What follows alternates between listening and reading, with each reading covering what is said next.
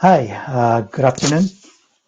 During my interview with David Kalnitsky, a PhD in sociology student at that time, doing and seeing the Mincome surveys, two things stood out for me: financial insecurity and conflict, and improved credit with financial institution among participants. And so I've started thinking about its implication for our current global challenges. Pandemic shows a lot of cracks on our system that threaten stability of our society. So socioeconomic economic insecurity drives people nuts and breeds social unrest. Whereas ecologically, environmental and extreme weather affects food security, while the worsening heat wave further complicate the energy crisis. Geopolitically, there are wars and talks of wars and economic induced unrest. So a youth from Mali talks about joining terrorist group because he sees no hope for the future. And after Trump won, a Guardian interviewed a former Obama voter who felt being left behind economically and voted for Trump. And economic hardship breeds social discontent that threatens even democracy. So as was the case with pre-World War II democratic Germany, as the Great Depression gripped the nation, people from all walks of life turned to Hitler, so the false savior.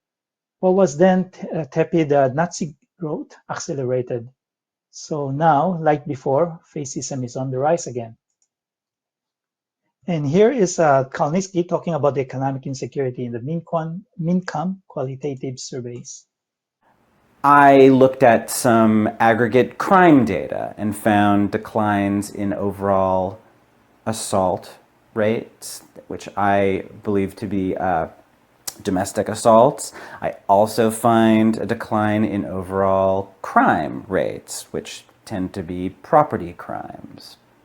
One of my papers is trying to get at the violent crime question. So I've digitized another survey of married women to try to get to the bottom of the domestic assault question. What is it that explains the fall in violence in those years? And what married women report that I find is declines in financial conflict with their spouses, declines in stress related to finances. So insofar as Mincome reduces financial stress and financial conflict, and insofar as financial conflict increases the risk of a violent assault, Mincome might reduce violent assault through that channel. So a veteran in a homeless shelter once said that the first thing that goes when you are poor is your mental health. So people often think of the poor as drug addicts and hence they are poor and undeserving of our help. So it's a popular misconception. But reality is likely that poverty causes mental health issue, increasing the risk of getting trapped in vicious cycle of substance abuses. Addiction is a common symptom of mental disorder, either from some traumatic experience like household abuse among the youth runaways or induced by poverty. So Ontario pilot participant talks about constantly getting triggered mentally. So after basic income, their mental health improves. Not constantly worrying about cupboard being empty, something we don't even think about. And just the thought of being financially insecure is a trigger for a lot of people. So it leads to stress at best and total mental breakdown or trauma at worst. So just as with trauma from abuse or bullied victim, cognition or IQ decline is often seen until they are removed from the abusive environment or condition of being financially insecure. And Roosevelt laid out four essential human freedoms that is the basis of UN Declaration of Human Rights at a time of rising fascism and dictatorship in World War II. Roosevelt saw the importance of nipping the social discontent in the bud. Freedom from want, that is economic security, spelled out in the UDHR Article 25, needs to be met. Otherwise, other freedoms are at risk.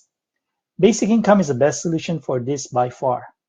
Freedom from fear, having a sense of security, is almost impossible to achieve without financial security.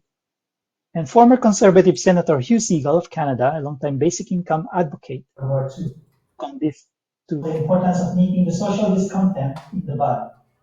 Freedom from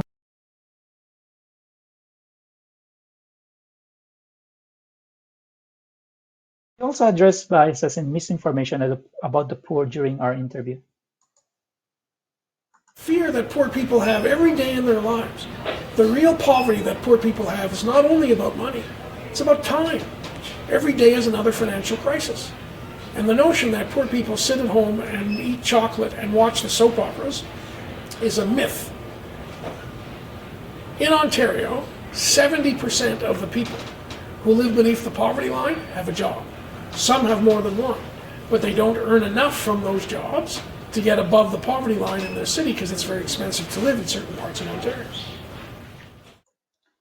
So here's some Canadian data from the Statistic Canada and using the OECD economic class division. So there's about 12.8 that's for sure in poverty, and that's close to the government figure. Although in reality, the number of people below that's financially insecure are much higher. For instance, a low middle class has 32,000 is actually less than the low income measures for a two-person household. So a single mother will fall under that. And so at least 33% you can say are financially insecure. So that's huge for a developed country. So self-employed, gig workers, person with disabilities, seniors are not included here. And euthanasia is being considered and offered as a solution for person with disability, as was reported in the media that caused some outrage. Stay at home, no pension, widowed senior getting only about 1,000 per month would not have enough to survive even before, much more so now with high inflation. So financially insecure group are more than 33% for sure, much higher than the 10% government figure. And Senator Segal pointed out 70% Ontario poor works and some have to work multiple jobs. So it is a red herring to say let's not do basic income, although it could benefit society, because there's a small percentage of undeserving people who might, quote unquote, take advantage of this. What about the millions or billions around the world this policy would help? So on the right side of this image is pretty much what our welfare system is. So we blame the poor that it's fault of their own. So we don't exert much effort to help them. In contrast, Kalnitsky found that Mincome created a sense of helping the community among those deciding to participate in the study. So there's no shame and stigma. In contrast to welfare, where Mincome survey shows no good words were said about the demonizing and intrusive welfare system. So Ontario pilot participants who were interviewed have shown more sense of volunteerism than before. And here is David Kalnitsky talking about the effect of Mincome on credit worthiness of the participants. I find that Mincome participants do not have the same level of problems with banks and credit providing institutions, according to this sort of qualitative survey. They have even better interactions, relationships with banks and credit unions than the non-participant controls in this case, a much more privileged group, by the way. So it's possible that this comes down to a Mincome effect, right? It's a steady source of revenue. It's someone who's essentially vouching for you. There's an idea that basic income will help people access credit, and banks will be more likely to lend if they see you as essentially trustworthy, because the government is making you more trustworthy from their perspective. Yeah, so most business startups, ventures, and innovation runs on credit to grow into profitable positions or to expand. And relief money during the pandemic were unfairly blamed for inflation, when in fact, looking at this graph, when the payout was going out on 2021, there was no inflation due to demand from relief money. And supply chain problem in any crisis is the main cause of inflation all along. So pre-pandemic, we seem to be living in an age of abundance. There's no fear of not being able to meet demands. And we can resolve disruption by increasing farming and local supply chain. And too high of an interest rate is going to cause suppress companies' expansion and cut production when it's needed to increase supplies. And we need all hands and brains on deck, and you can achieve that through basic income. So drive down inflation by investing in people to increase local energy and supplies. not by suppressing demands, by making people lose their job and homes, which still leaves the issue of supply shortage unresolved, if not worse. So small business was dilemma during the pandemic on deciding whether to keep their business open, and they might tough it out more if they are assured with basic income that they won't fall into poverty.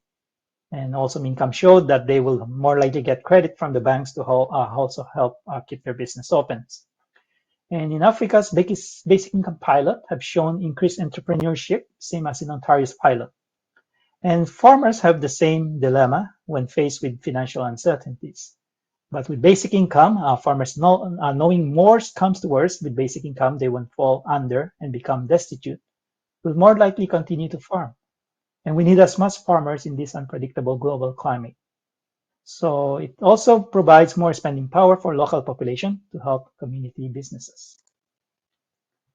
And here's what I would call the chart of the effect of the policies that I call the trixies, the trickle-down oligopoly enabler and austerity ideologues. So cutting tax to those who can afford it while vilifying the poor as undeserving to justify their heartless policies. Meanwhile, the supposed progressive party are failing to come up with new transformative policies that will help the people. So trixies are filling the void and fooling the public that they are pro-working class, although of course they're not. And they're also spreading disinformation that basic income is bad for the people, when, as Martin Luther King Jr. says, it will empower the very people these trixies policies will harm.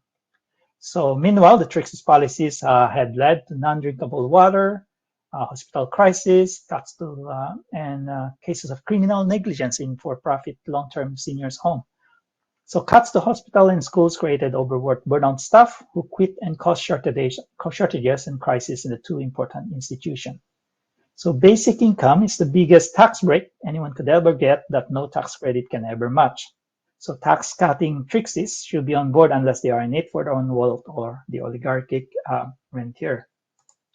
And this is the meanness of mean testing. So this shows the flow at the bottom of when the government is trying to craft pandemic relief, arbitrarily excluding people. So each time there's a public outcry from the excluded group, and they go back, and every iteration is a delay of 1 month.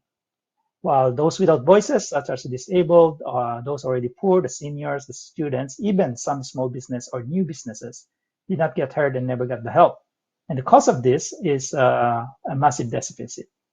In contrast to above, when it's a UBI, then it's an instant payment, and everyone's covered, and the cost is already budgeted for since it is ongoing. So we are still unprepared if the crisis happens again. That's why Ron Heikel, the director of Mincome, says we need basic income now to be prepared for the next crisis. And some people were asking, what if, global crisis, if we give people money, then they will be able to, not be out of home and money. And so what's the effect of basic income? I think it's more than trickle ups, because it would be a gush like a splash. So Roosevelt Institute says there's a microeconomic effect, distributional effect that increase in spending because lower income people tend to spend them all, as opposed to subsidy the big corporation that kept the money or spend it something else. Macroeconomically, Roosevelt says estimated 12.56 to 13.1, a 10% increase in GDP after 8 years and stay permanently higher. So that's 2.5 trillion from current US GDP when I drafted the report. And you can see that effect in the very limited basic income of childcare benefit in Canada, seeing 46 billion in GDP growth annually. So in line with the prediction of Roosevelt, but if it's a full UBI and you said 12 to 13% in Canadian, so that's more than paid for itself and then more. In US, car widow kids estimated 539 billion, so that's only 3% of the GDP. And so a basic income like pandemic relief give minimum people wage time to look for a job and retrain, so they got out of their minimum wage job. And there's a concern for aging population, and basic income could help ensure the birth rate is not affected by a growing economic difficulty. So how do we resolve the global challenges? So basic income improves social cohesion, leads less division, less chance for the malicious player to take advantage of. Without freedom from want at the bottom or as a floor, the rest of the freedom and democracy is under threat. Roosevelt understood it. Growing cynicism and conspiracy theory are symptoms of a world in high anxiety and stress that threaten to tear our social fabric apart. So basic income is how you deal with the socioeconomic challenges around the world. Ecologically, UBI creates resiliency amidst increasing frequency of crises and calamities. So everyone becomes contributor to the economy, helping speed up transition to solve energy and supply crises. So because you cannot expect people to buy into expensive transition period when they cannot even meet their basic needs or make ends meet. And geopolitically, if those challenges are unresolved, it will spread into wider globalization or depression, create more conflict. And basic income is affordable to developing nations because they have much lower cost of living. They also have super rich not paying their fair share or their resources not being properly used. So as a foundation, basic income and with open data government that can help keep government check and stop more social unrest. So we are letting crisis go two ways by returning to status quo with no substantial transformation or reform. So UBI is not gratuitous as studies and results have shown, and we just need to shed our stereotype. And basic income is not fixable, but it will be a massive boost to kickstart us toward a more compassionate, advanced economy and civilization, in contrast to harmful 20th century dinosaur that is trickled down and austerity ideologue.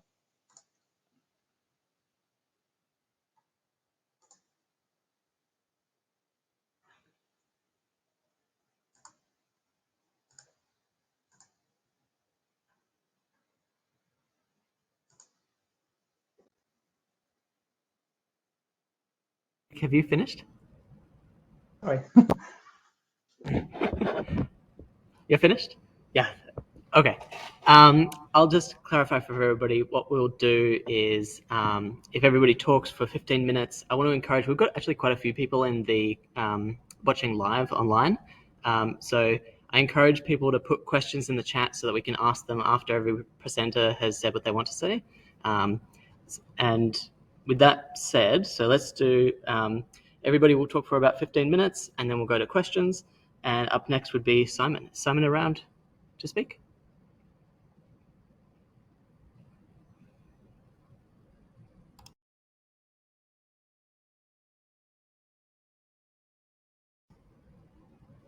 Simon, do you know how to unmute? Do you see the unmute button?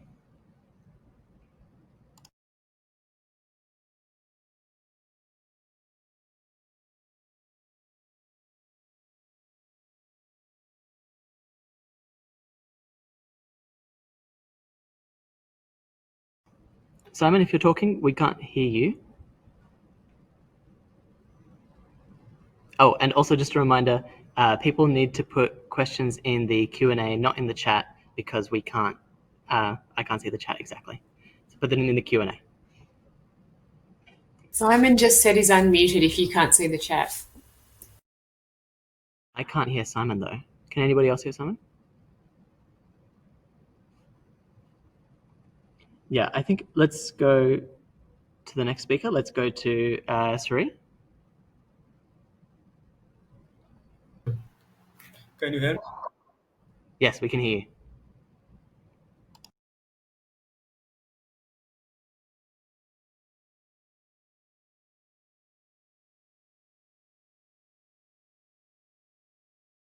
Uh,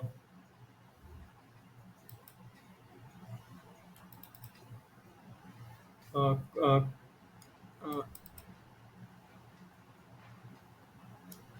uh,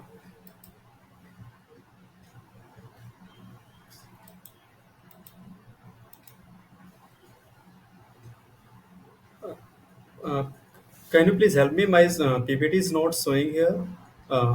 It is uploaded but not showing here on the screen. Hello. What does your first slide look like? Uh, Oh, it's this. Is that right? yeah, it's this. Okay.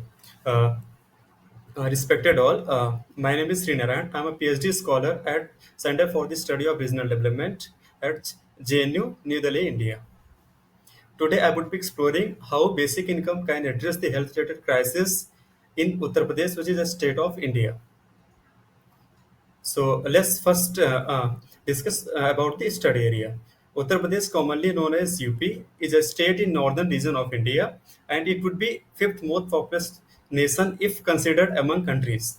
The state has massive shortage of healthcare infrastructure, both quality and quantity wise, to meet the healthcare demands of its people. On one hand, the per capita government expenditure on health in the state is much less than the richer states in India, and while the average cost of treatment in the state is more than the national average. Today, I would be exploring how a basic income could be instrumental in addressing some of the health-related problems in the problems that people in the state face.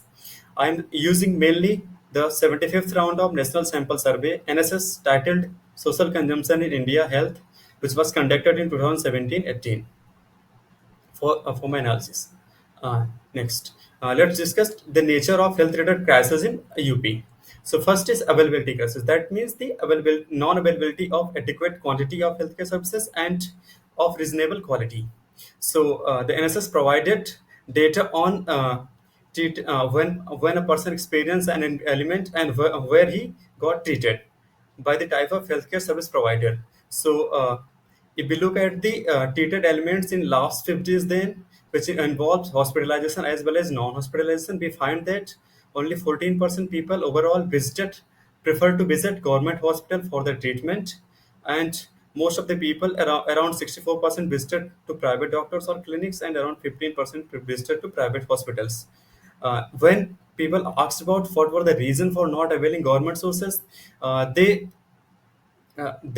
stated that either services were not available, or most of the people around 30 more than 30% people said that the quality was not satisfactory, and also the either facility was too far, or they had preference for a trusted doctor in they preferred to visit private hospital because they thought that they could avail a trusted doctor, which again indicative of the lack of quality or reasonable services of reasonable quality in government hospitals in the state.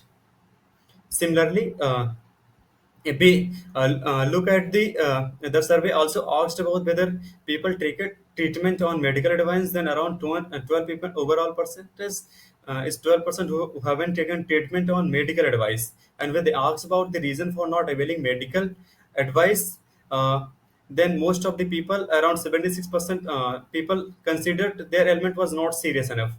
Around 13% found no medical facility in nearby areas where they are living, in rural, especially in rural areas. When we consider among those who consider the ailment serious, this percentage is around 57%. That is 50, around more than 50% people in the rural areas in the state were not do not able to find any medical facility in the neighborhood when they faced any ailment. And either and more than 18% people in the urban areas of the state find the facility was available, but it was too expensive. So which is again indicative of the lack of quality services in both private sector as well as in public sector in the state. And again, if we look at the elements which involve hospitalization, then we find that around only 27% overall people visited in government hospital for their treatment, when and most of the people prefer to visit private hospital. When asked about the reason for not availing government or public hospitals, then we find more than 50% people in rural areas and around 49% overall found quality is not satisfactory, and they also prefer to visit private hospital because they consider it could be they consider it most trustworthy, because which is again indicative of lack of the quality healthcare services in the government sector. Here, the government sector is mainly important from the point of view of the poor people because it is less expensive. So when we look at the next, which is affordability crisis, we find that the average medical expenditure that one has to occur during hospitalization is much higher in the private hospitals, around 4 times across rural, urban, and on an overall than the one has to occur in government hospitals. And the average cost of treatment involving hospitalization is also higher in the state than the overall national average. And and when we look at the average medical expenditure on treatment of ailment that does not involve hospitalization, similar figures can be found over there also. Uh, uh, we find that around there. Uh, can you back my slides? Isn't visible here? Okay, thank you. Again. Okay. Around average expenditure in either rural area or urban area in government hospital is much lesser than in the private hospital. When we are looking at the availability crisis, we found that the quality services are not available in government hospital, but they are less expensive. Then it means that people are facing the non-availability of adequate quantity as well as reasonable quality of services, and the services which are a bit of more qualitative, they are more expensive because average medical expenditure is higher in the private hospitals.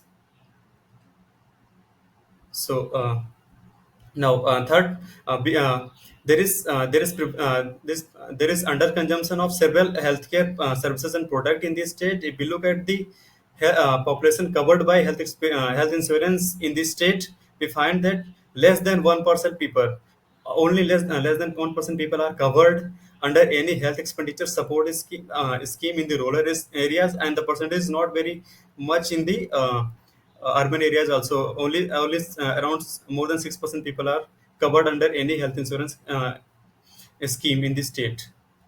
And when we look at the percentage of fully immunized children in the age group 0 to 5 years in this state, we find that more than 40% people, 40% children were not fully immunized in this state, which is indicative, which could result in the severe, uh, which could prone them to towards hazardous diseases in the future. So this is suggestive of the underconsumption of several healthcare services and product in the state.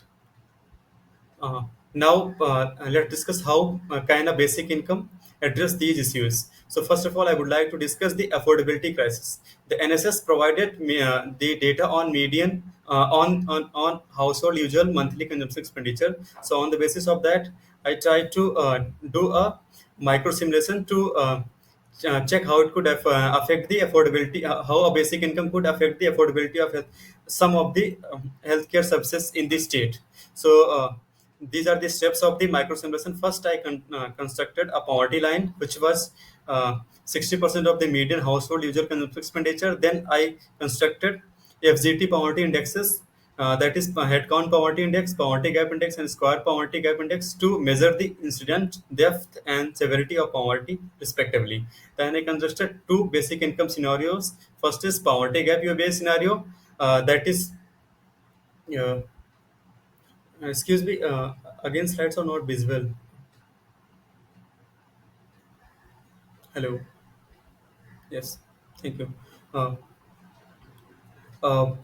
First is poverty gap basic income scenario, which is based on the average normalized poverty gap, and second is poverty line UBI scenario, that is based on poverty line. Then I simulated the new values of household usual monthly consumption expenditure, and then again converted them into per capita terms by dividing them by household size. Then I compared how many people's simulated per capita usual consumption expenditure was less than the medical expenditure on hospitalization.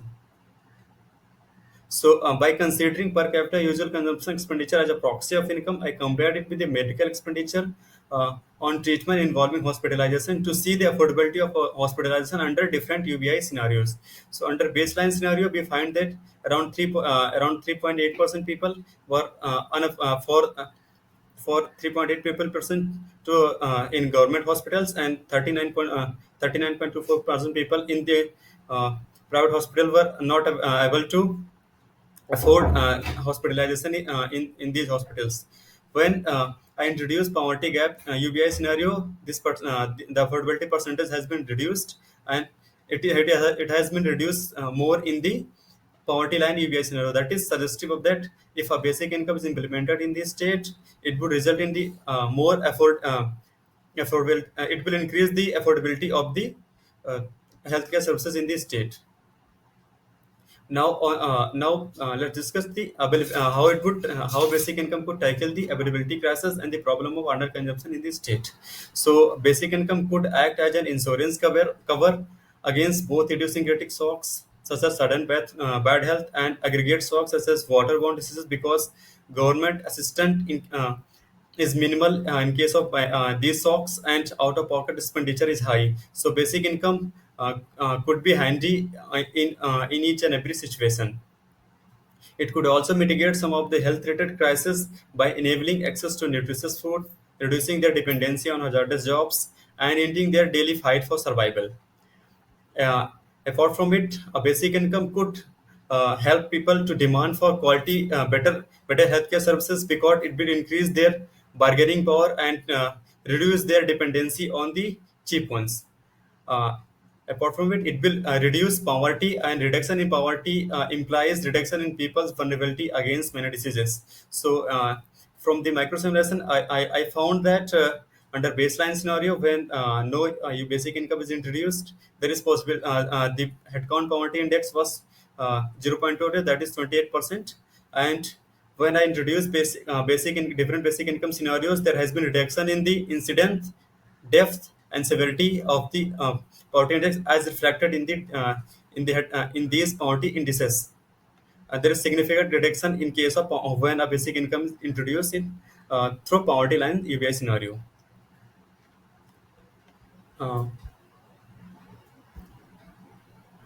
and Please show the slides on the screen. Hello. Just quickly, I'd like to mention to the presenters, please make sure you're not changing the participant view. We need it to be slides so that we can see the slides. Okay. But when we are discussing that a basic income is a possibility to address the health-related crisis, there are several concerns. First is that the nature of element that people experience is infections, including fevers, jaundice, and diarrhea, constitute more than 51% in the state. This requires greater government investment in developing physical infrastructure for healthcare, and a basic income may not be very instrumental here, and it may also took resources away away, which could spend on developing the infrastructure for the healthcare. And apart from it, a basic income that replaces some of the existing scheme in the state might not be very much help, as it will make poor people more poorer and would increase their vulnerability to health related problems. Therefore, a basic income should complement rather than uh, substitute any healthcare program or any other program that has potential of addressing the poverty in the state. So, if when we look at the fiscal cost of a basic income, then it could be very high under poverty gap scenario that I introduce under the existing system of the schemes. It would cost around 20% of the gross state domestic of the product, and under poverty line scenario, it would be at 85% of the gross state domestic of the product. That is very high. Uh, Now the concluding remarks on the paper. So a basic income could be instrumental in addressing some of the health-related crises in this state, because it will ensure greater access to healthcare services, both in terms of quality as well as in quality. It would reduce poverty, thus vulnerability to diseases. It could act like an insurance, but its fiscal cost and as well as opportunity cost could be very high. The state needs greater government investment in physical health infrastructure to improve the quality and quantity of the healthcare services. A basic income should not be considered as a substitute to public healthcare services that people in the state uh, are getting at a minimal cost. And private healthcare, since the private healthcare system in the state is not of substantial quality also, and it is very expensive in terms of the public healthcare services. So a basic income should complement it rather than a substituting. Therefore, a cautious attempts should be made while inquiring the possibility of a basic income, which could fit into the existing ecosystem of the welfare schemes. Thank you so much to all. Fantastic. Thank you so much. It's so interesting to hear about what other countries are up to, what's happening over there. I'm a little bit worried about not being able to hear Simon before. Simon, are you able to give it a try? Yeah? Do you guys hear me now? Excellent. Yeah. All right. Come on, this works. So sweet. It's the quality of it because I don't know what. It's a bit strange, but we'll see. Because now I actually can't access my slides. That's so weird. I'm so sorry for the technical stuff today. Let's go up. There you go. Yeah. Okay. Sweet. Can you guys hear me still? Yeah, internet is pretty bad, I think. Good to hear.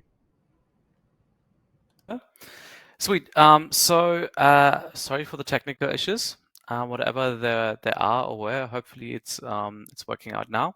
So good morning from. I'm going to go through a critical analysis of a. I've been working with in Germany, and that's sort of my title of today. So my question is really: is there income pilot for one advisable, but is it also can we also finance it? And okay. Oh my god. Everything's fucking frozen. Click right on the slide, and it'll go. Okay. Because it doesn't. Okay, I think I do have like internet issues for a bit as well. One for you. You see there's a little arrow. Oh, I know. Like I tried it all before, but it doesn't seem to want to work. That's a bit of a bummer.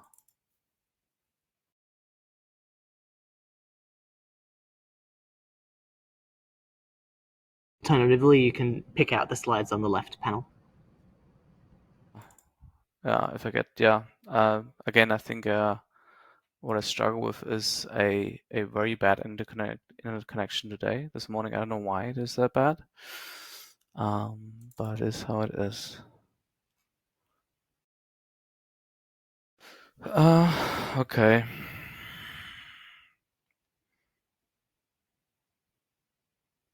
As you sort that out, I just want to remind, we actually have quite a few speakers, quite a few people viewing online. I just want to encourage people to put comments in the Q&A for the end.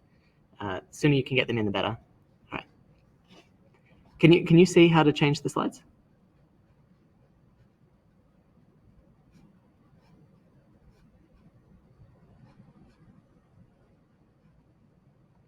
Simon?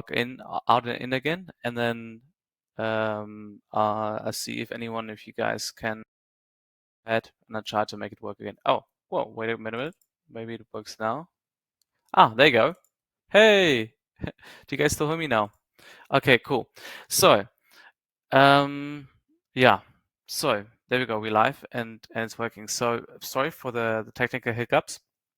Again, I'm struggling with my internet this morning. I'm going to talk about, first I have a quick introduction, which I'm going to just jump over, and then I'm going to talk about the political economy of a UBI pilot study in general, as well as how it's received by media.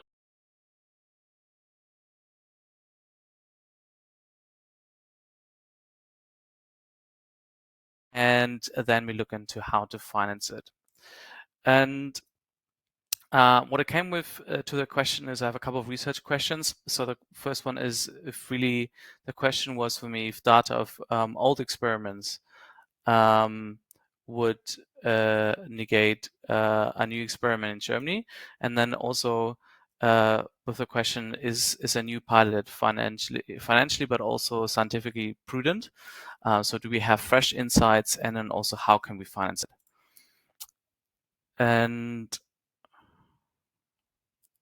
Yeah.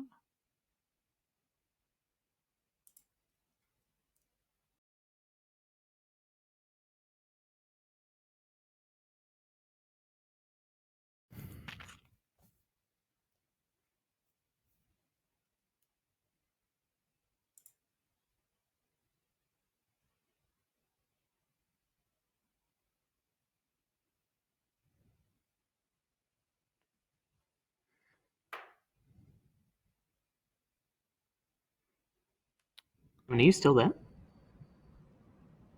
Nothing works with my stuff. It's kind of weird.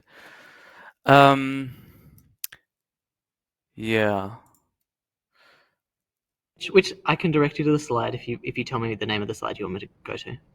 Or But that would be 36 now. Just don't see it. I am so sorry. I don't know what's up with the internet this morning. Yeah. introduction. Yeah. Oh, you can change it. That's cool. Ready to change them. So can you go up 2 slides, please? Up, not down. So basically, can you go back to a couple of slides? I'll just further up, down, well, back basically. I could say back and forth.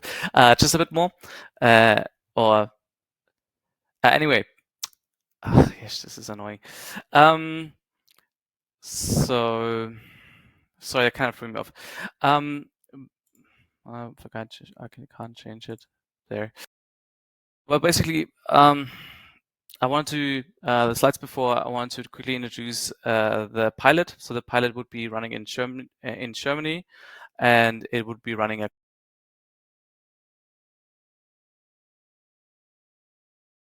yeah, there you go. It would be running across different municipalities in Germany, 3 different cities. That would be Bremen, Hamburg, and Berlin. It's scheduled to start in 2024. And the idea is that every participant would get 1,200 euros, and then it would be also 600 euros for adolescents, and also 400 euros for people of 14 years or below 14 years. And it has a bit of a complex way of calculating how much you would actually eventually get. So that would be next slide.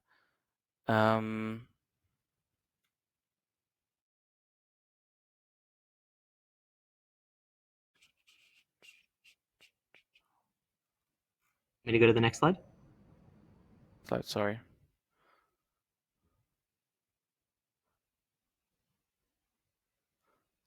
No, I can't see it yet.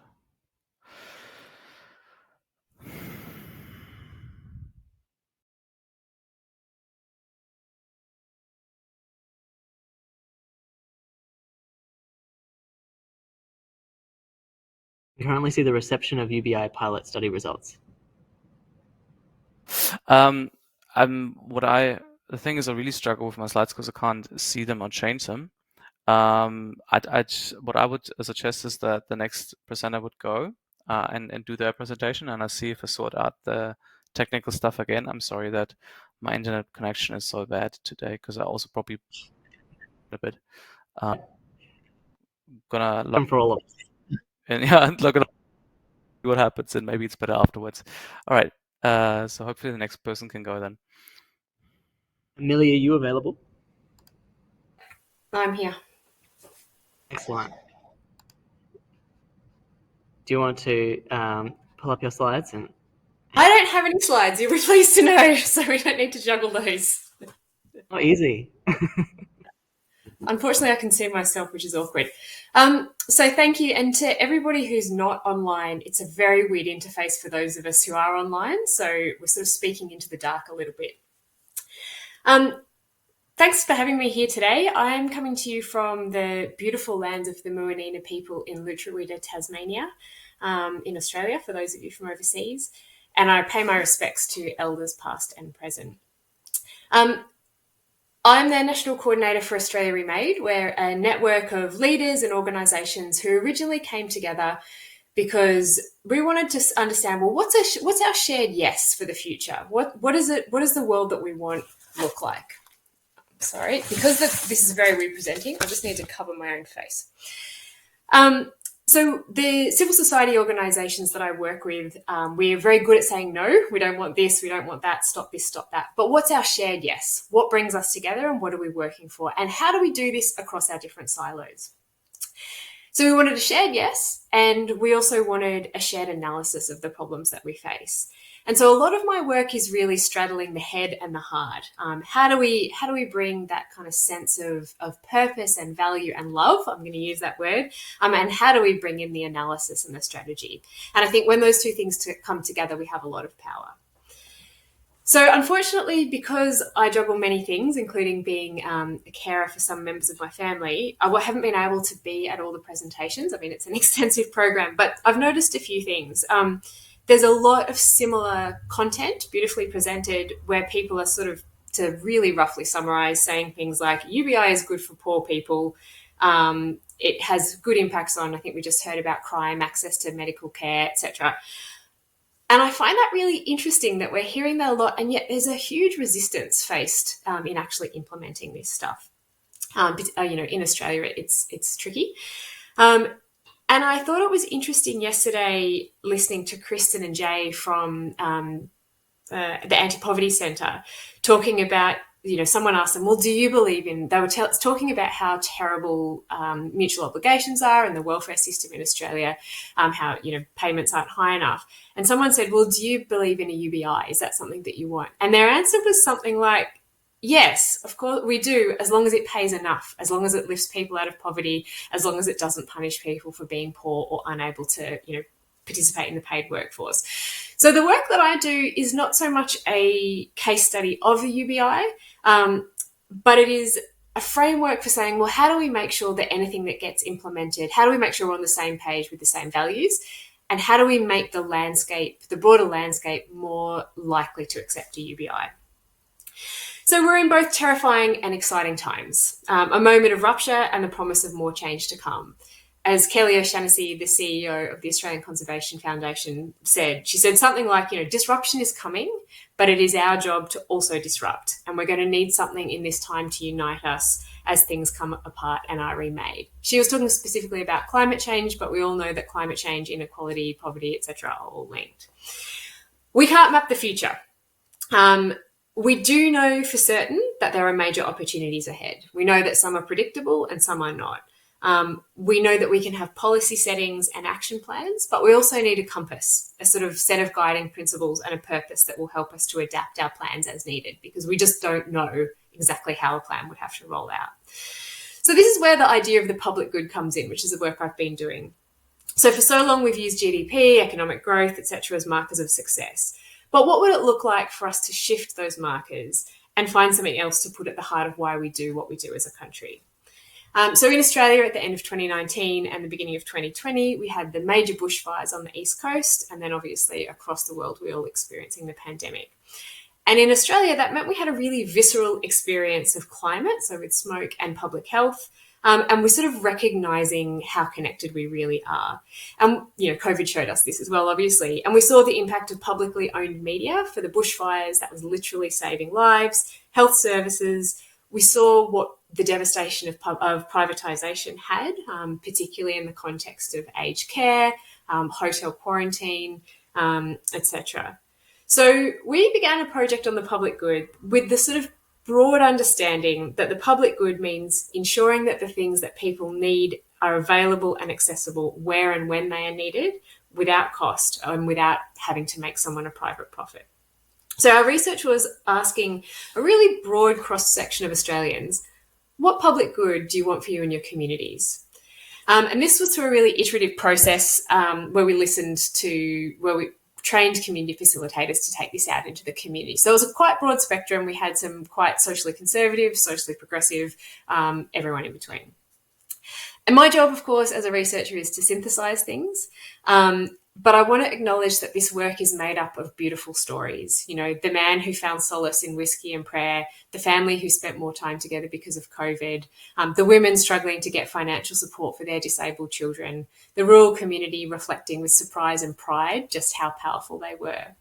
So I just want to note that behind all of the synthesis are these real beautiful individuals. And we heard many things. People very quickly said to us, we want healthcare, housing, education, jobs, access to nature, access to the internet. But I mean, they're pretty obvious things that most of you would expect to hear. But then what was interesting is that people then shifted very quickly in the conversation, and we heard more deeply what a public good means. We heard that it's connection, the ability to connect to people and to place. We heard that it is care, the opportunity to care and be cared for, and contribution, the capacity to contribute both locally and nationally. So we found that connection, care, and contribution, these are actually the real building blocks of the public good. And that each of these things requires infrastructure.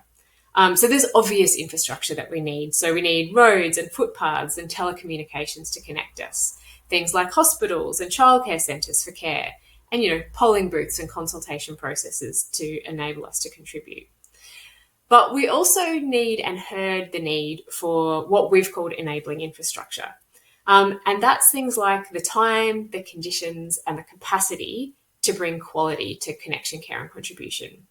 So in the context of connection, that might look like thoughtfully designed public spaces that bring people together and free facilitated activities that actually invite people into a community. It might be workplaces where time and space is actually made for human interaction and that they're not directly linked to measurable productivity. It might be community festivals and art. And we heard people say things like, I want a place where the coffee is free. I want to be able to belong without having to fit in. And then one young woman said, my mum works at the local pub. A guy comes in regularly to the gaming room just to socialise. I want older people to have spaces where they don't have to spend money to connect. Similarly, we heard about the enabling care infrastructure, and that might be staffing ratios to enable services to operate more effectively and compassionately. We heard one thing from a woman who'd been spending quite a lot of time trying to get her disabled daughter onto welfare.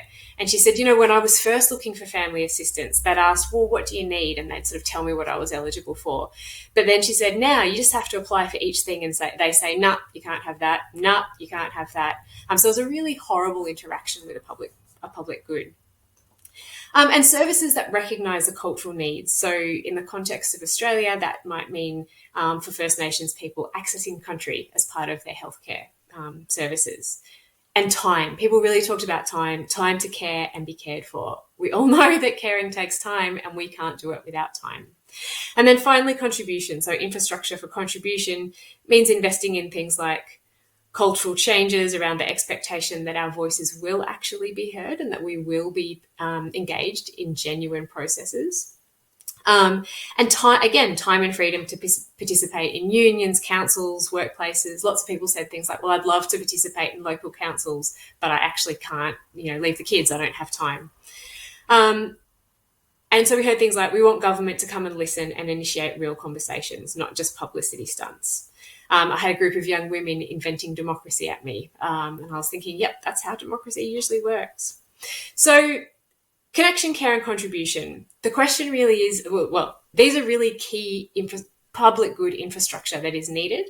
And the question is, how do we provide the resources to enable people to do that? And I think that's where a UBI is really exciting to think about. How could we think about the UBI as enabling the public good and as enabling people to access contribution, care, and connection? So I'm just keeping an eye on the chat for the time, so please let me know when I'm close. But I have a report on this. It's a very short report that has some really practical steps that for anyone who's interested in how this might link into a UBI and how this work might be useful to kind of lay the groundwork for a UBI and set the scene a little bit. The report has some really practical tips, particularly around language use, but not just limited to that. And so I'll give you a very brief rundown of it, but it's all there, very simple.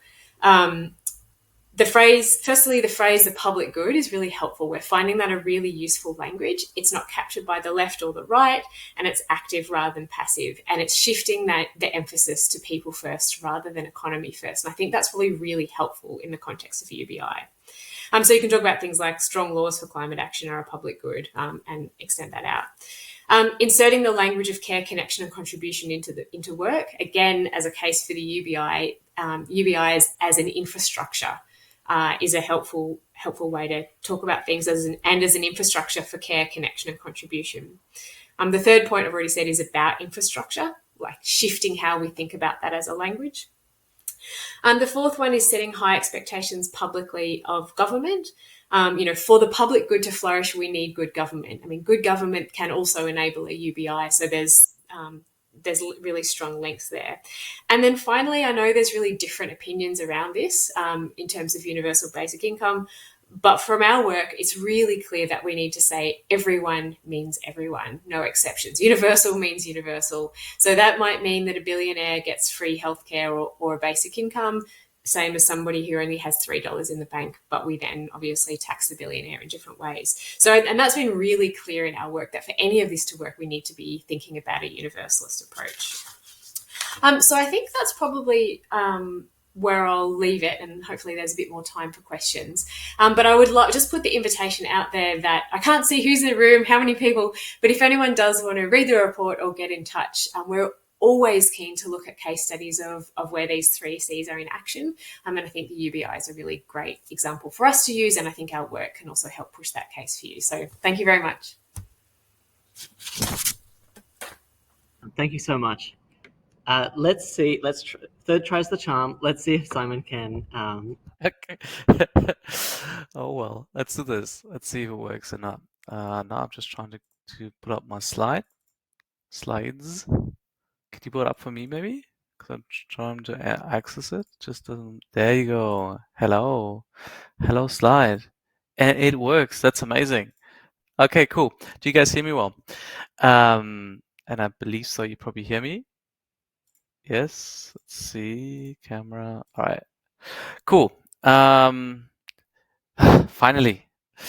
Well, okay. So I want to talk about a proposed pilot, UBI pilot in Germany. And it has different aspects, so I'm just going to jump over this. And my idea really is, the question is it scientifically and beneficial and viable? And also, how can you finance it?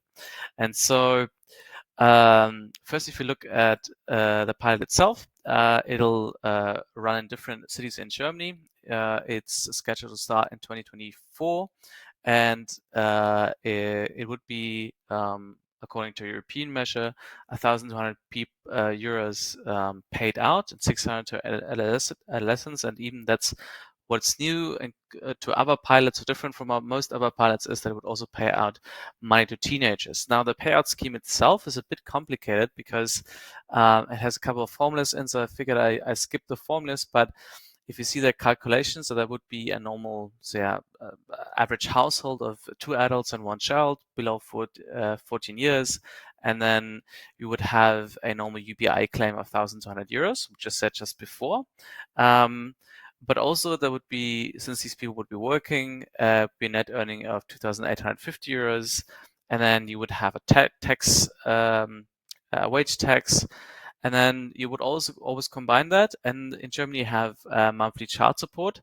And then basically what you do is now, if you see the lower equation, it's you would have your net earnings before tax, and that would be multiplied with a fictitious tax, and then you would end up with 1,564 euros.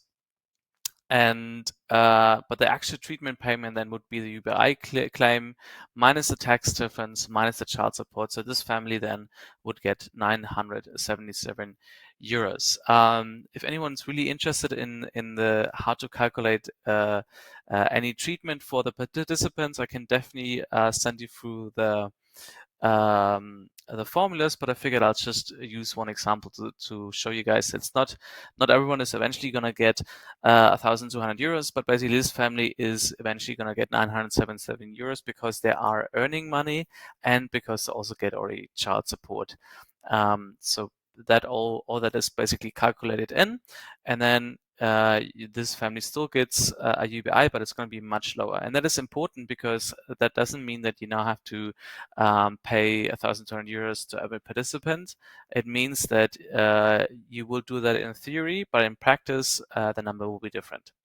And it really depends on everyone's earning and And that's really helpful in that sense that it factors in people who earn and would be net payer of a UBI rather than just simple net receiver. So you can take a lot of different aspects in which other UBI studies couldn't research before.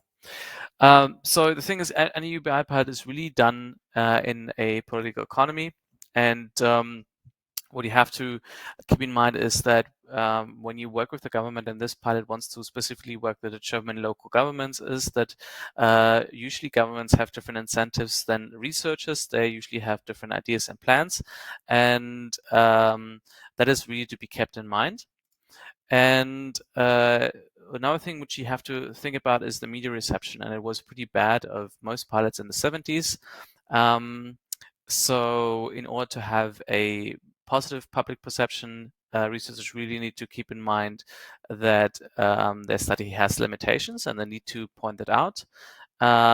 And also, there's going to be things which they can't research, so long-run effects, for example, and they have to be just referred to other studies. They have to be, they have to say, hey, we can't research that, and they have to point to other studies in order for people to realize that there's a lot of aspects and questions that might not be able to answer with the study, because there's a lot of topics a UBI study cannot address. Most UBI studies, and this study is the same. There are RCT trials, so that means they're randomized control trials. And that means you have very little influence on structural inequities, macroeconomic factors. I mean, a strong thing what we have right now, for example, is inflation. This is not something you can't influence in a RCT study. Also, social stigma. It's debatable because Kalnitsky had a study on how to control for social stigma, but in most cases you can't really control for it well. And these limitations need to be communicated well to the public also before a UBI pilot study starts. What I did in order to look at old studies, I created an inclusion framework. So I said all the pilots of the last 6 years in upper, middle, and highly industrialized country, and you can also refer to the classification from the World Bank 2022. So that those are the studies I'm going to look at specifically. So that means a lot of other studies I won't look at. And then I said it has to have signs of universality, permanence, unconditionality, payments, and payments with which are fixed in value in relation to income, and they have to provide basic subsistence. And that's a really strong point, because a lot of studies don't provide basic subsistence, and therefore there wouldn't be a good example for a UBI trial run where you want to test a UBI with a basic subsistence. Sorry. Yeah. So generally, if you look at the results of these studies in industrial countries, we do find that it actually has in all these UBI trials, the effect on labor, and basically the effect on people working or not working, is either very small. So we see that in the NRT studies in the States in the 70s, or in more recent studies, they even show it to be sometimes positive. So basically that people would start to work more. But again, that is debatable, and we really would have to look into the detail of almost each and every study of how they're doing their study. But again, it's not that the results say that it's overwhelmingly going to make people lazy. That is definitely not the case. It has also impacts on child development. So in general, teenagers stay longer in school, and also they're less likely to engage in criminal behavior. That was mostly shown in the Mincome studies. So Ric, that might be interesting for you. And also UBI has an impact on health. So better health, better mental health, which is a very very important factor to look into also more in the future, and something which shouldn't be forgotten. So the first ones I really looked into detail was the negative income experiments in the States. So there was 4 experiments between 1968 and 1980, 5 experiments, sorry. And all of them were set up as large RCTs that tested different combinations of guaranteed rates, guaranteed income rates, and tax rates. And the problem with these experiments, and that's why I said I can't use them as a that data doesn't say that we shouldn't run a pilot in Germany, is that they were all run in very impoverished areas with therefore pretty below average impoverished participants. And definitely a great learning example, but the choice of sites makes it a bit difficult. So you can't use the data and change it to an average German citizen. That is not possible. And the interaction with policymakers and researchers was a bit problematic because sometimes it was run in different US states, and sometimes the states would change their social welfare in that time, meaning that sometimes participants would get more or less social welfare, and so that would just change all the results of different studies. So that became very problematic. Sometimes the time frame of the years could be debatable. And they were also not able to control for general economic factors and demand responses. So things like we have now, so we're able to control for example, if the labor market was strong or if they had a recession or a boom, all these things were not controlled for well. So then we would look at UBI experiments, which are called unconditional cash transfers, and there's some which I didn't include, which is the Alaska Permanent Fund, for example, or also the Iran fuel subsidy. I did include, though, and quickly looked at the so-called tribal casino studies, but again, there I would find quite a lot of econometric problems. So they would be usually non-generalizable, and also sometimes they would have a strong sample split, sorry. And sometimes would even have a really strong control group with the Bruckner study, for example, with 57,000 individuals, but then they would compare it to, 70 randomly chosen interviewees, and so that also doesn't make econometric sense. So they just really struggle with econometrics, and so that's why I think there weren't good data in order to find out if their results would negate a new study in Germany. There's a lot of studies I didn't include because they would specifically target at certain people groups. But there is a couple of studies which I found interesting. So the Y Combinator study, but the problem with that one was that it was running in a predefined age range, and also with individuals which are below the national median income. Then the Scottish study was not even conducted. And the last one I would find very interesting was a study in Germany, but again, that one was also limited, and also only limited to single-person households. So all these results are interesting, but I can't use them to look at the entire German population, which the new study wants to research. So again, results really encourage more research. That's why that group Expedition Grundeinkommen decided to run a new pilot. And there's also a new pilot in Catalonia, which is definitely going to get a lot of interesting results out. So now let me just quickly go over the financing ideas. So that's very Germany specific. In Germany, what you have 16 federal states, and these states have a lot of autonomy, also with tax and spending.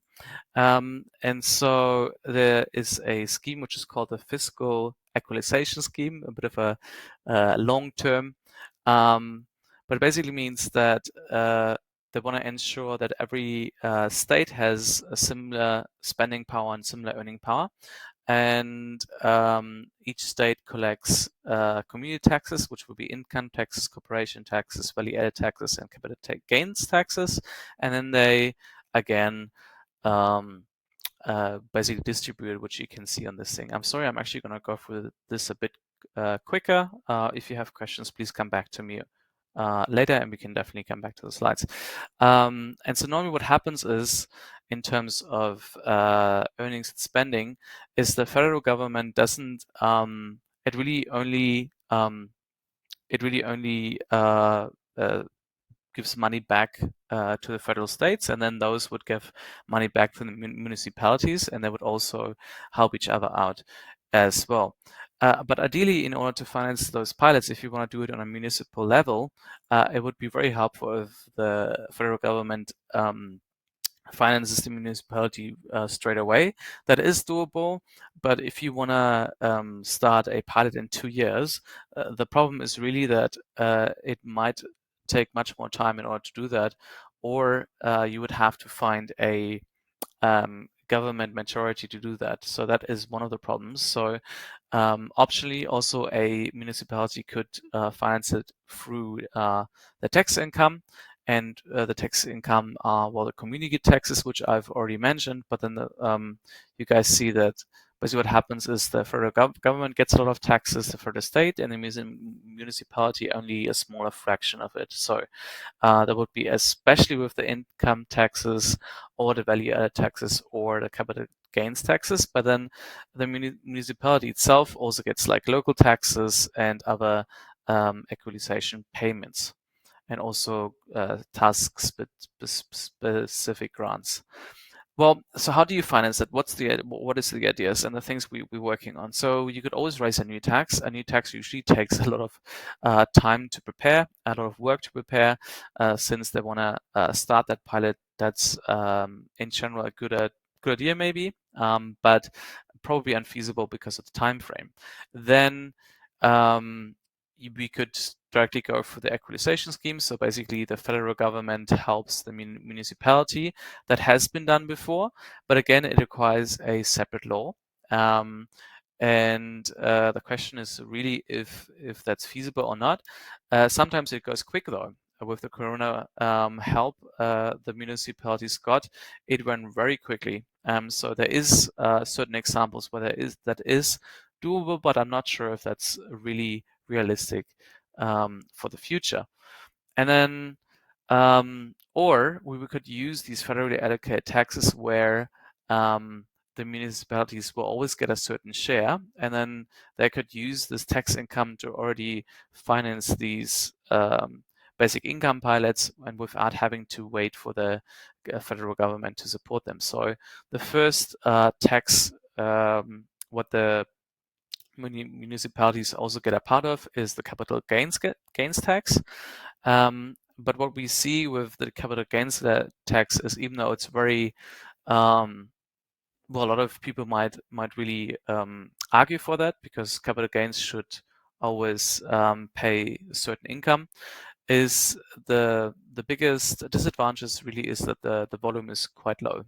So if we, for example, divide the capital gains tax over the 400 districts in Germany, it's only 2 million euros per year. And if you want to have a pilot where we have like 1,000 people, for example, in a bigger city, that is not going to be nearly enough to finance any pilot in a major city. So then the next question would be, and now you guys see a table from the Ministry of Finance in Germany. You see the same table. You see that some taxes make up 45 to 30% of the tax revenue, and that these are taxes which are much more advisable to use. So there would be the value-added tax and also the income taxes. And what we see is the value-added tax is about 5% of the income of a municipality, and the income taxes is a much higher percent of the income. So it would be advisable to use these taxes already to finance starting pilots, and later on a municipality could always ask for subsidies from the state. However, what happens is that municipalities which are usually affluent anyway get more in terms of volume. In terms of volume as the other counterparts. So if we have a less affluent municipality, then we definitely have to look at mixed forms of tax financing. We have to utilize much more equalization payments, and definitely we should calculate in potential savings in terms of social spending, social welfare spending. Yeah, so that's it from me, and we guys definitely have time for question now. Thank you so much. We have about 15 minutes for questions, and we've got a few that have come through so far, but I think we could also even take in a few more if people have any. To begin with, I have a question for Millie. It says, thank you for your presentation.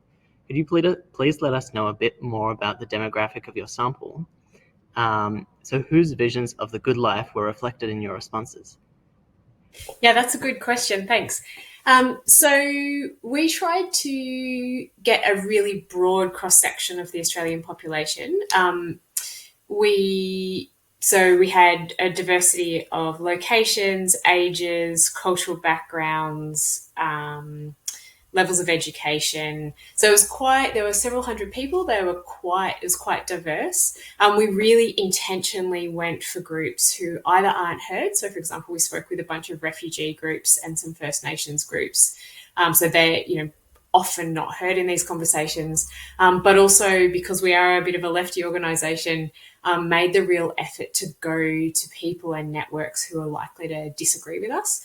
And across the several years I've been doing this kind of work in various ways, there are differences in the mechanisms for how we get places, but fundamentally those ideas of connection, care and contribution are really strong across those demographics. So I'm really happy to share more details. If you want to email me, it's just millie@australiaremade.org, or you can find the email quickly on our website, and I'm very happy to share this sort of more detail with you.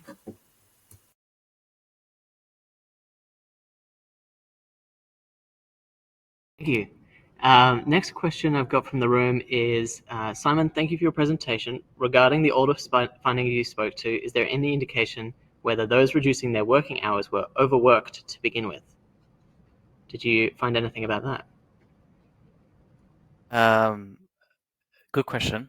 The was would in a sense that was the findings of these findings were mostly in the NRT studies. So there were the studies in America in the 70s and 80s, and the people who reduced the time were mainly people, so would be second earners. So the classic in that time, the moms who would then choose to stay at home longer or more rather than going to work.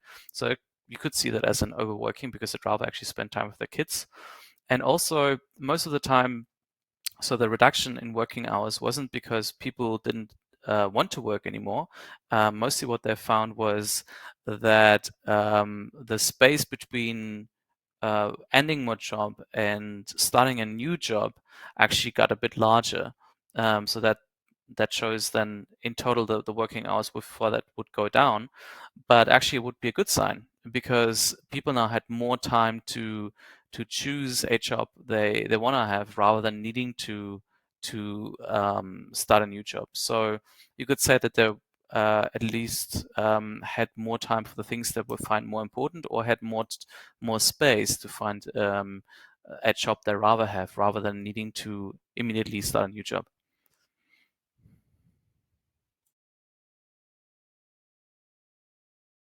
Interesting. I find the trials so hard to keep track of. So I commend you for the work you've done. I've got another question for you, which is Simon, which is how many people roughly do you anticipate will be involved in your pilot? You might have answered this after the question was asked. No worries. So 10,000 people.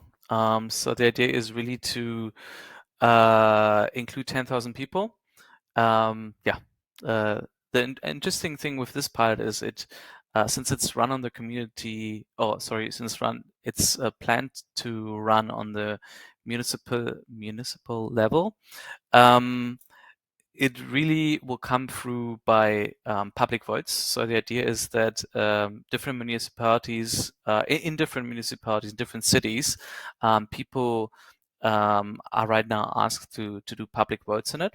And then if they get enough public votes to run it in the city, then it will run. So the idea is that it has 10,000 people, and we're hoping to get eventually 10,000 people on board. But it's not absolutely certain because of the voting, and some cities could actually vote against it, and then we would have to find different cities and start the voting process again. So it's planned to start in 2024, but it might also start in 2025. Open. I've got another question that I actually don't understand in the participants' question. I'll read it out, and if anybody has anything to say about this, well, you're welcome to jump in. So, how do we make a basic income a share in stock exchange worldwide, $1 share, the rendite of symbolic reducing extreme poverty, and save society from the conflicts of civil war? Does this invite any responses from anybody?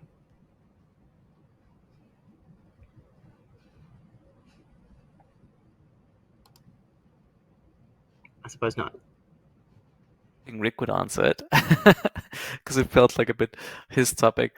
Well, so basically the question would be, and I'm trying to sum it up roughly, how to finance a UBI, and doing that through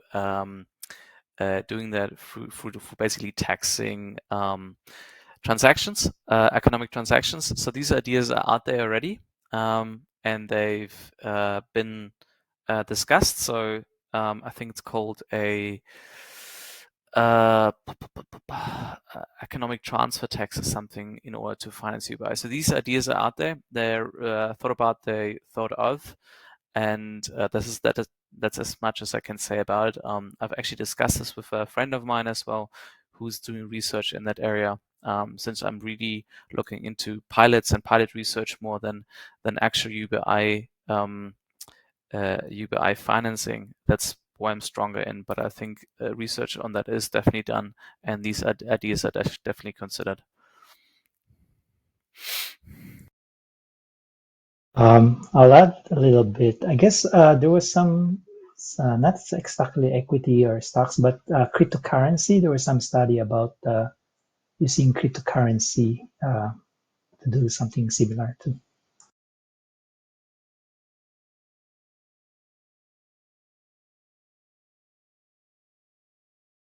Interesting.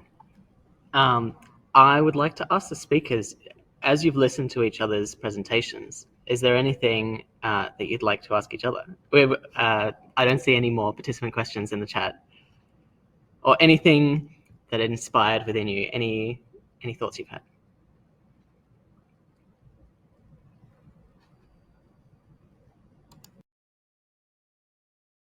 May I say or ask something? What I really liked, Rick, about I liked your slide on inflation and how inflation is driven. That it's more supply. Sorry, I'm from an economics background, so always my questions would be about how a UBI then would influence different economic factors.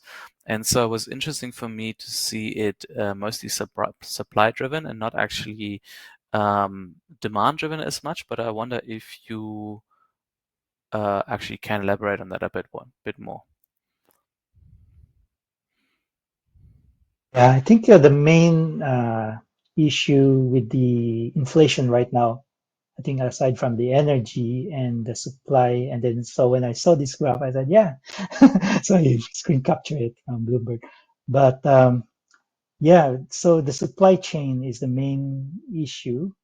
So when we keep hearing they're gonna raise the inflation interest rates to dampen demands, and there was open talk about people has like about people losing their job or homes. It's like being talked casually as necessary to drive down inflation. But then if the problem is supply chain, I guess that's why I kind of connected the credit, because I was thinking like local entrepreneurship, like creating more local supplies, including food supplies. Like if you hear about farmers not wanting to farm because of so much uncertainty, but if you have basic income, I think there will be more entrepreneurs and they could be more. We might not beat like China's labor costs, but with the increasing automation, like the entrepreneurs are pretty innovative. So that's one way that we might be able to do it.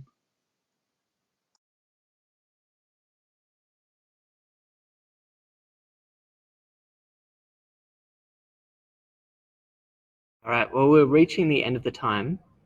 Does anybody else have any other thoughts? There are no other comments in the chat that we're waiting for.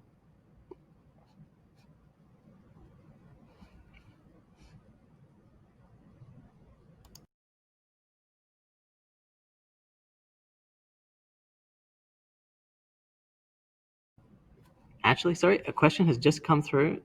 How would you compare your country's UBI strategies where you have many taxpayers in a country where the taxpayers are below 5%? I think this. Sure, that has to do with that has to do with the developing countries or taxpayers are below 5%. But I mentioned like because I heard who was the opening address, Korean. He was saying like developing countries can afford it because the cost of living is kind of low. So that was mentioned in my presentation also. I'm not sure if that's what the question is about, but yeah. So developing countries I can afford because they have a much lower cost of living.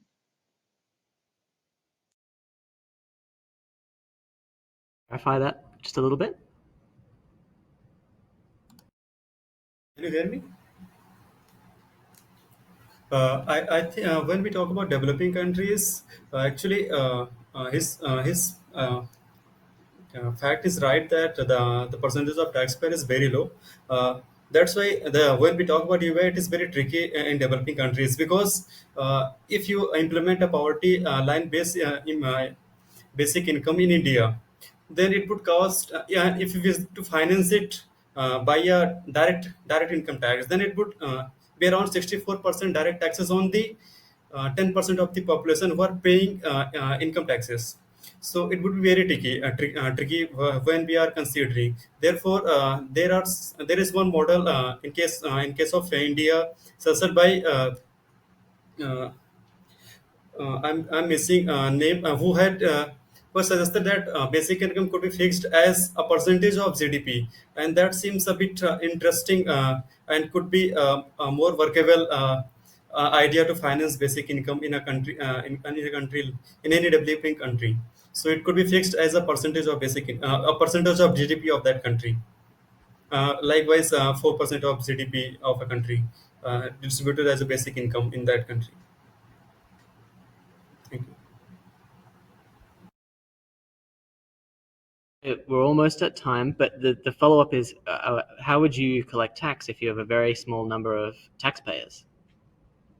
I mentioned in my presentation, like I guess I don't know about the other situation, but in the Philippines, for example, you have also a super rich people, and usually don't pay fair share of tax, so just like US, I guess. So I guess you can tap into that, and also natural resources usually sometimes they fall into the corruption.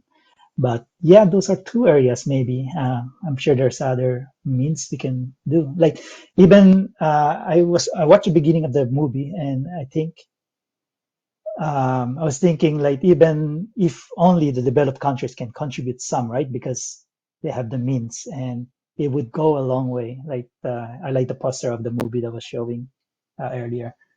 Little small money, but a big consequence or something.